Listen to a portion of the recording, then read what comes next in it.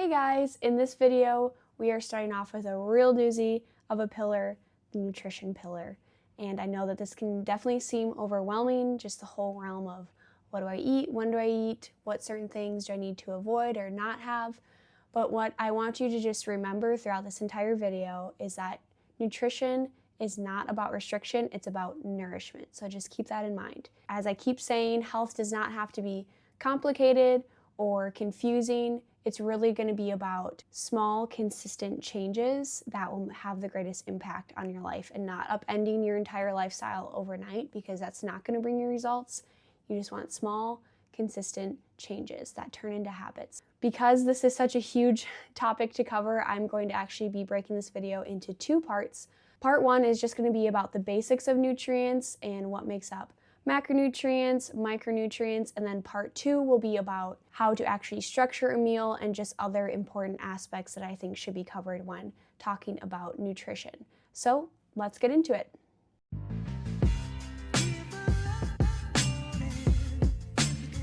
Starting off with macronutrients, these are nutrients that your body needs in larger quantities, hence the term macro. They provide energy in the form of calories, and it used to be a widely held belief that all calories are the same. A calorie is a calorie is a calorie. That is a joke. I mean, people used to believe it, but it literally could not be further from the truth. When you think about a bag of potato chips, for example, a lot of people like to call that empty calories, same with a lot of processed foods, because yes, they have calories when you look at the nutrient label on the back, but they're not really providing any nutrients to your body whatsoever. And then when you also break down each macronutrient, which is going to be your carbohydrates, your fats, also known as lipids, and proteins, and you look at how many calories there are per gram of each of those macronutrients, this is going to help break down the belief that all calories are the same. So when you look at carbs and proteins, you do see that there are 4 calories per gram, but then when you look at fats, there are 9 calories per gram. That's a lot of calories per gram that you're getting in from fats, but this is because your fat acts as an energy reserve. While carbs are your body's go-to energy source, fats come into play. They're like your extra storage fuel tank. So if you think of carbs as gasoline, fats are going to be your fuel tank where you get your extra reserves from. The reason that fat has so many calories per gram is because of its molecular structure. Now, I'm not going to lose you going too sciencey on you, but what I want you to know is that there are a ton of carbon-hydrogen bonds that make up a fat molecule, and it is by those breaking that creates energy, and so that's why it's so energy dense. An important thing to note is also that fibers, sugars, and starches all fall under the category of carbs, so just keep that in mind.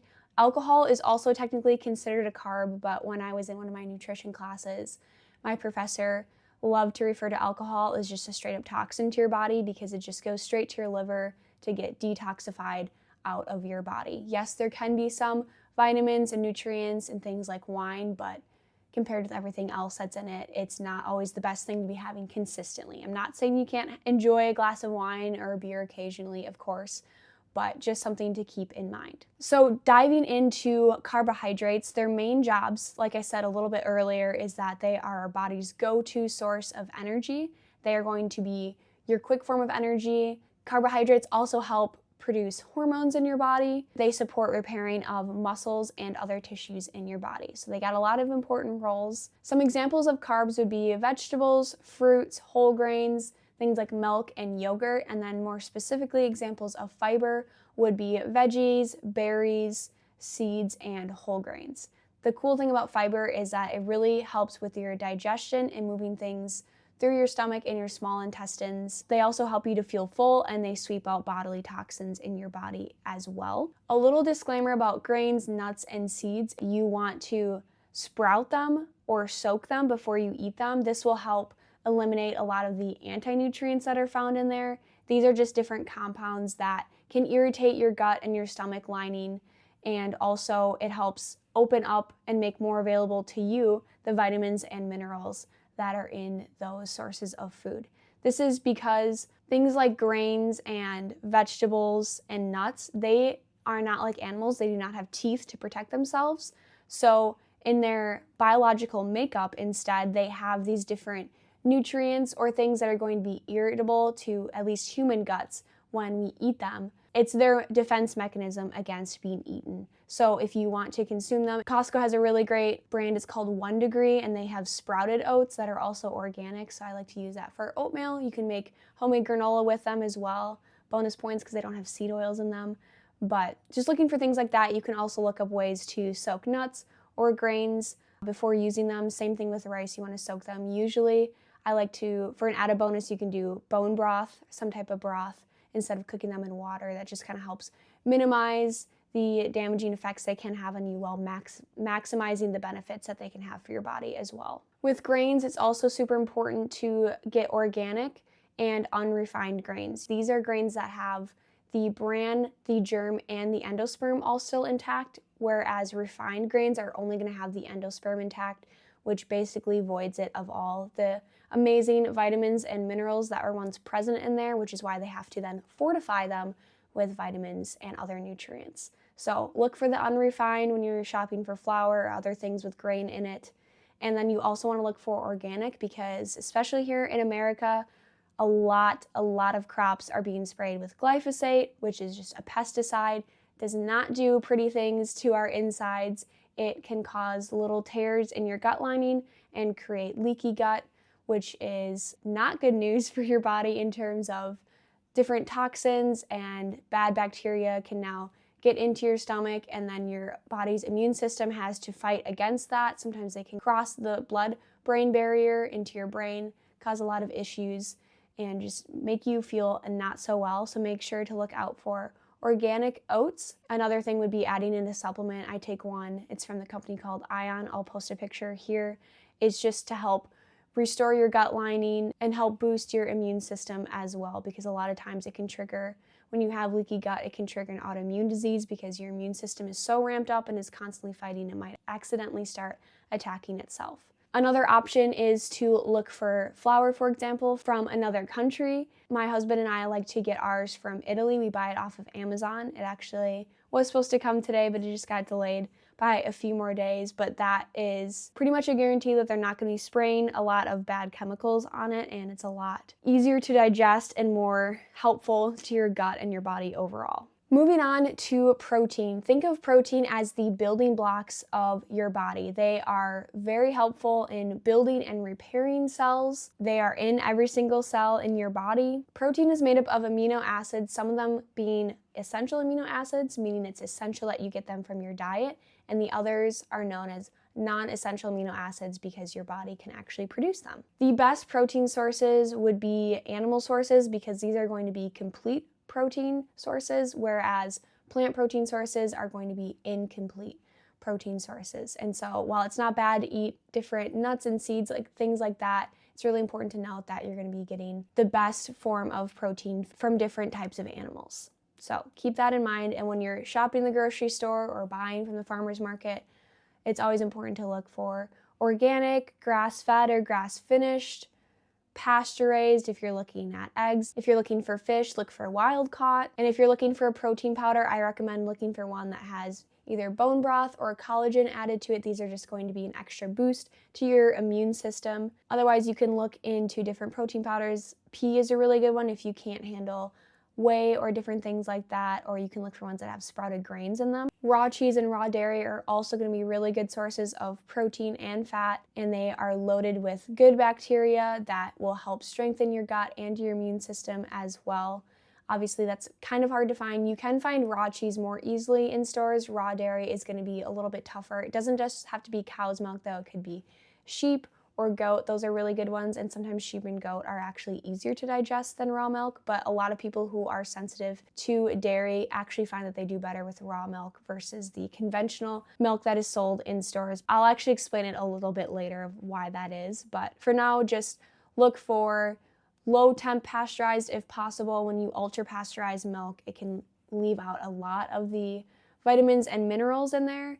And they also have to fortify it with vitamin D because it just completely cooked it out of there, basically. So that's also not as bioavailable to your body. So looking for milk that is organic and is without vitamin D is a really good place to start for sure. So some of the jobs of protein is it improves muscle tone and recovery. It helps maintain a healthy immune function, studies your energy levels and moods, improves wound healing and tissue repair, helps with weight management, and it also makes essential hormones and enzymes. Incorporating enough protein into your diet can be challenging for a lot of us, especially as women. I feel like a lot of women, including me, chronically undereat protein, and that can be a real detriment to your health, not only with muscles and wound recovery, but also with your mood and just energy levels throughout the day. So it's really important that, especially as women, you try to up your protein. And I'm not talking about adding cottage cheese to everything or tuna or anything like that.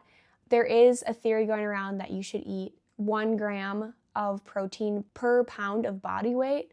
I think that's a little high, and you would really be forcing yourself and pushing yourself to eat a ton of protein, and you actually might feel worse and you might feel bloated or constipated and just look puffy. What you want to do is listen to your body. I cannot stress that enough. Listen to your own body. It's going to be very different from everybody else's, but just experiment a little bit and try adding in, a couple more protein sources in the morning. Maybe start eating breakfast in the morning if you're skipping breakfast. I'm looking at you ladies because I hear a lot of you do not eat breakfast in the morning, and that is not a good thing. Your body just got done fasting for however long you slept, from like 6 to 10 hours. That is plenty enough time to do a fast. You need to eat something to break that fast, and make sure that it's not something sugary and not nutrient dense like cereal or Pop-Tarts, but that it's actually something that's going to be very nutrient dense and give you energy, stable energy throughout the day, and leave you feeling full for a longer amount of time. So things like eggs or chicken sausage would be good. Yogurt, if you get Greek yogurt. I usually like to do non-fat Greek yogurt, and it has like 15 grams of protein, I think, per serving size, which is crazy. You can do a little parfait action. This is what I was doing. I like to do every morning. Put some blueberries on there, some granola. I want to make some homemade granola here soon. You can add some honey on top as well if you like. That's a really good way to incorporate something sweet without being very, very unhealthy, like cereal or something like that. So just something to keep in mind, and throughout each meal too, just being like, how can I incorporate protein in here and pair it well with carbs and fat that I'm feeling full? And you can track it too. There's different apps to track your macros, your macronutrients.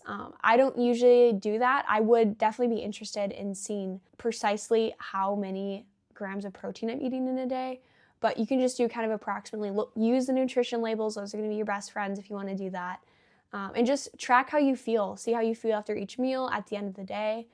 If you experience any crazy energy crashes, if you felt really hungry throughout the day, even after eating 3 meals and some snacks. So just something to keep in mind with that. I do want to say too, going just off of breakfast and fasting during your sleep, if you find yourself waking up in the middle of the night starving, I would highly recommend having a bedtime snack. I know a lot of people out there, like, you can't eat past 6 p.m., you can't eat past 7 p.m., whatever it is. I'm not saying have a full-blown dinner right before you go to bed, but I am saying having a little bit of snack, preferably some type of carb, because that is going to have glucose in it, and that is something that your liver desperately needs to do its job, because during sleep is when your organs and your body really go to town in recovery, and it's just a super important time. And it's really cool in TCM. They have an entire organ clock, which I'll put a picture here to show. So it just showcases different time periods that each organ is most active in doing its job. And you can see where the liver is most active here. And sometimes I would find myself waking up at in between 2 to 4 a.m.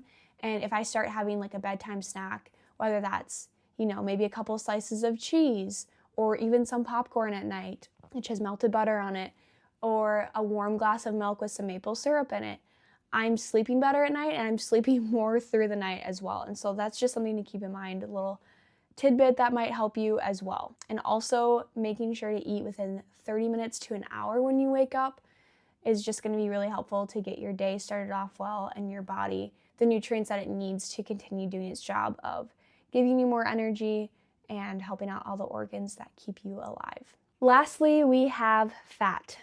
And this is a big topic, because another misconception about fat that was really popular, I feel like in the 80s to the early 2000s, was that fat makes you fat. And I'm here to say that is not true. Processed foods make you fat. So when you look at actually proper sources of fat, so I'm talking sources that come from animals like tallow, ghee, butter, versus the more refined cousins of it, if you will, like vegetable or seed oils that are heavily processed and very shelf stable. I will give them that, but highly oxidized in your body. That is not going to be very good for your body. You can also get good fat sources from things like avocado or olive oil.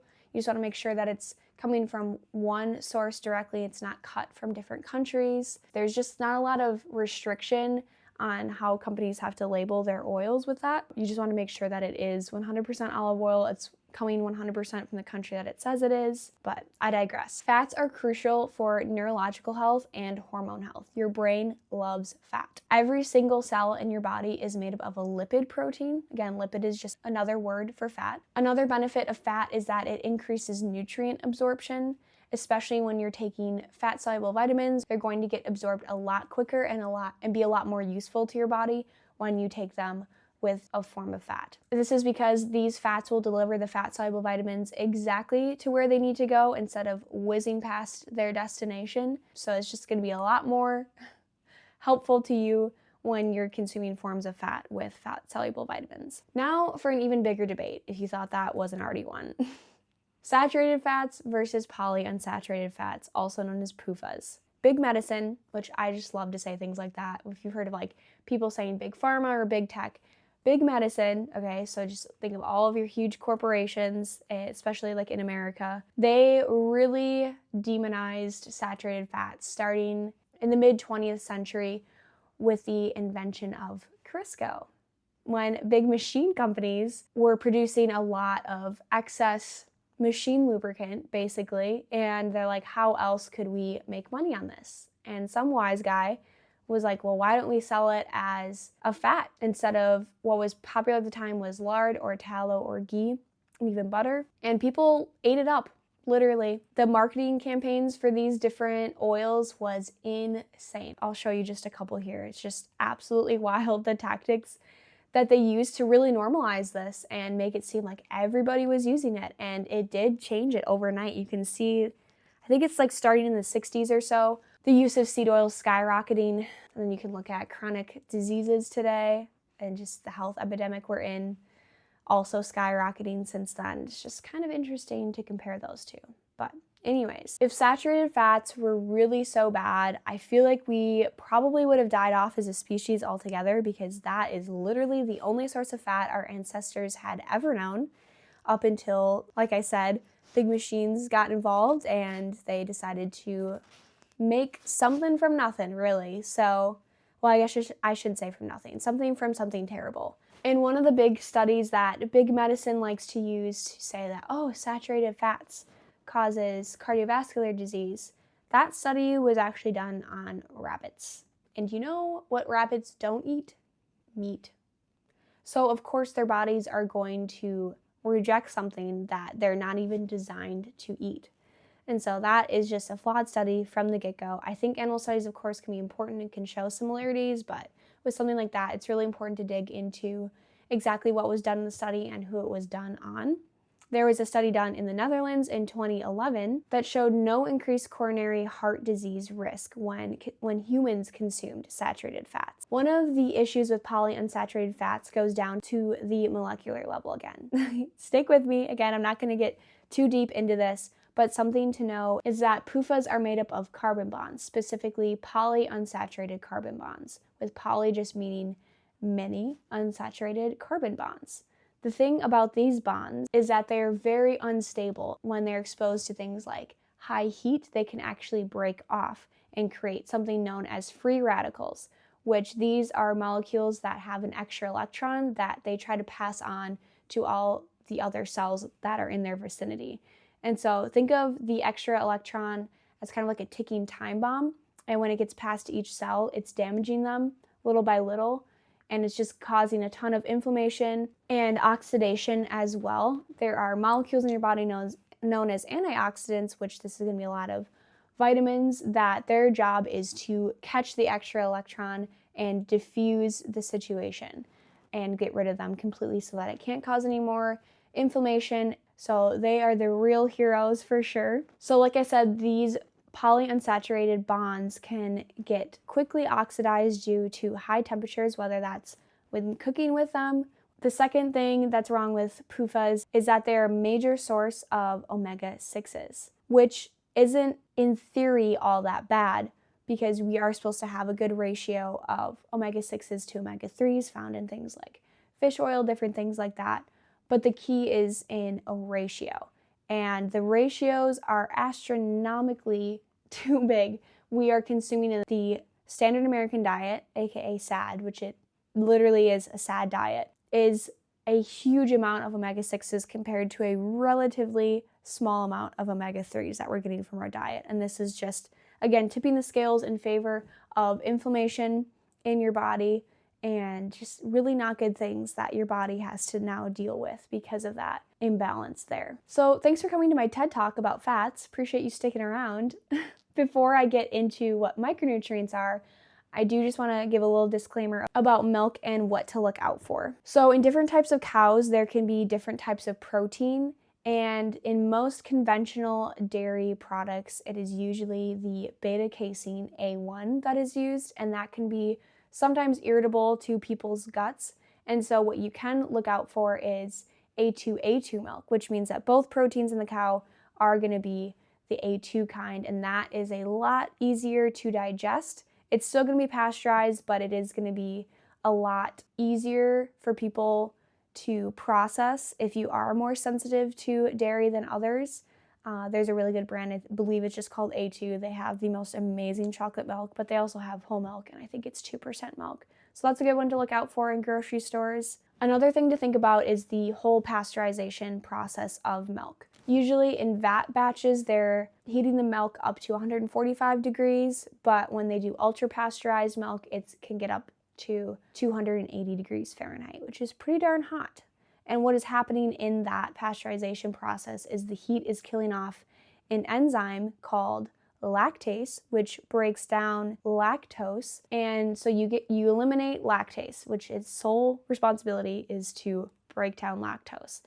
And now your body's going to have a harder time breaking it down on its own because it doesn't have the one key soldier it needs to do its one job. So that is also another factor in why some people have a harder time digesting dairy than others. So what you can look for is some companies will actually have low temp pasteurization. That's going to be better, and it's also leaving in more of the vitamins and minerals that also may have been heated out of the process during pasteurization. Another thing that pasteurization kills off is lactoferrin, which is a protein that plays a role in immune function and iron regulation. It also helps increase height and bone density, especially, of course, in little kids when they're growing. It also repairs the liver and acts as an antioxidant. So it's really just a powerhouse of a protein, and that's also getting heated out of the milk as well. So something to look for is either the low temp pasteurized, like I said, or even raw milk, because that is going to be present in there as well to give all those amazing benefits to your body. When looking for raw milk, you're not going to find it in stores.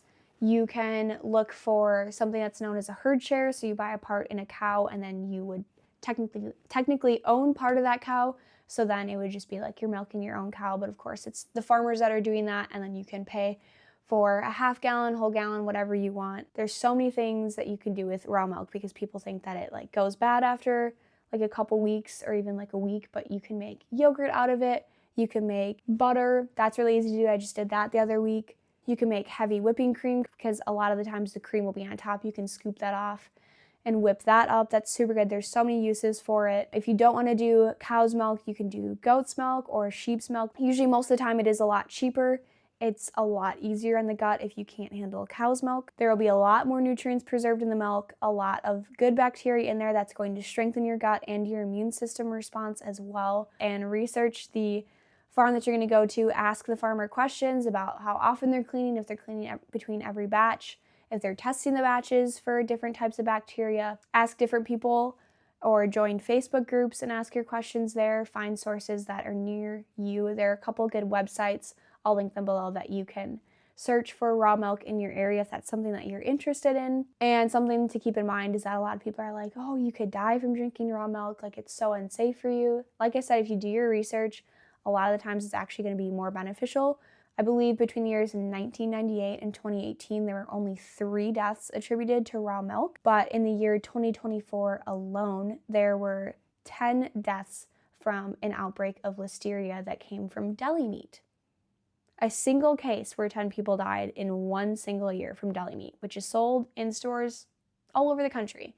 So it's just something you got to keep in perspective and weigh the pros and the cons and decide for you if that's going to be what's best. So something to keep in mind. Now getting into micronutrients. These are going to be your vitamins and your minerals. And let's break down vitamins first. So you have your fat-soluble vitamins and your water-soluble vitamins. Fat-soluble vitamins are going to be A, D, E, and K. And these are going to be best absorbed if you have some source of fat. So if you were to take a supplement, taking it with avocado toast or cheese would be another good thing, even like a glass of milk if you wanted to do that, or just like eating it with a meal that's going to have some fat sources in it is also a good option. These sources of vitamins do not need to be consumed on a daily basis because, like I alluded to earlier with fats, they act as more of reserves. And so these types of vitamins can be stored away and then your body will use up the reserve as it needs them, versus water-soluble vitamins are something that need to be consumed daily. Vitamin E is especially helpful as an antioxidant, like I was saying earlier with the whole fat debate and everything and just oxidization. Vitamin E is a really good supplement to take if you find yourself eating a lot of processed foods or just things that might have seed oils and you're noticing different effects from that, and so you want to protect against that. Vitamin E is a really good supplement to take. Also, a note about vitamin D. I know a lot of people ask, like, should I be supplementing that during the winter or just take it in general? And I would say that it's not going to be as helpful or beneficial to your body as getting out and getting vitamin D from the sun. Your body can just process that a lot better, run it through the pathways that it needs to actually be utilized by your body, versus vitamin D supplements can sometimes just bypass places they need to go and you just pee them out. One of my professors like to say that some supplements are just really expensive pee. So get out in the sunshine. It's also not necessarily useful to take a vitamin D supplement in the winter because, again, since this is a fat-soluble vitamin, you can actually, if you go outside a lot starting in the springtime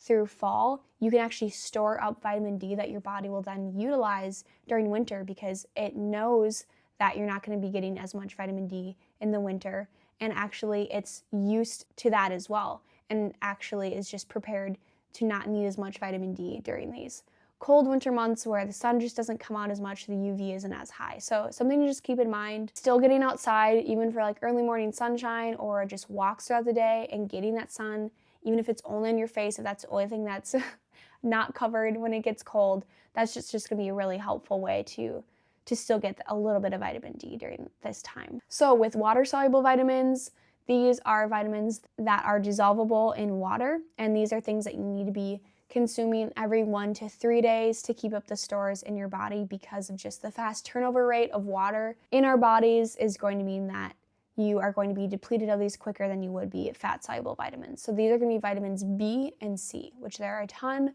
of vitamin Bs when you break it down. But if you're wanting to get it from Whole Foods, you can get it from things like oranges. Of course, vitamin C, that's very prominent in there. That's going to be especially good. Citrus is the best during this time of year, and I think God did that on purpose because vitamin C is really crucial to maintaining a strong immune function, and of course that's very helpful this time of year when everybody's getting sick, it seems like every other day. So that's something important that you can be eating.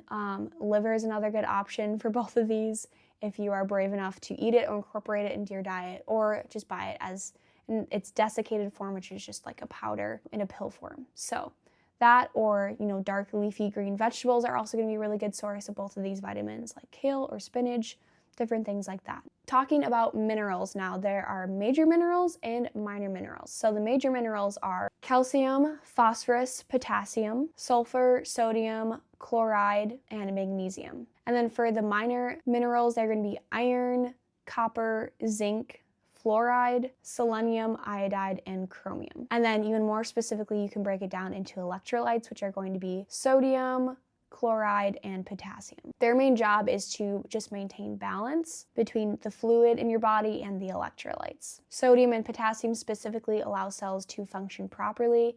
If you remember ever learning in a science class in school what's known as a sodium-potassium pump, that is where they go to work. That's their main job, is just creating balance in the body. A key thing to remember, and we will dive more into this in my hydration video that's coming up after the second part of nutrition, water is just the vehicle. What really matters and what really needs to get to the cells is these minerals, because that is what your cell is going to utilize the most. You can think of these minerals as the drivers in the car, and the car is the water. And so they're trying to get to their final destination. If you find yourself being dehydrated, it's probably because you don't have enough minerals in your diet and or in your water. But we'll discuss that more later on. That's all for part 1 of this video. Thank you so much for sticking around. I hope you learned something new. Let me know if you have any questions in the comments below, and I'm very excited to see you in the next video, where I'll be talking about how to structure a meal and other important aspects to talk about when it comes to nutrition. See you later.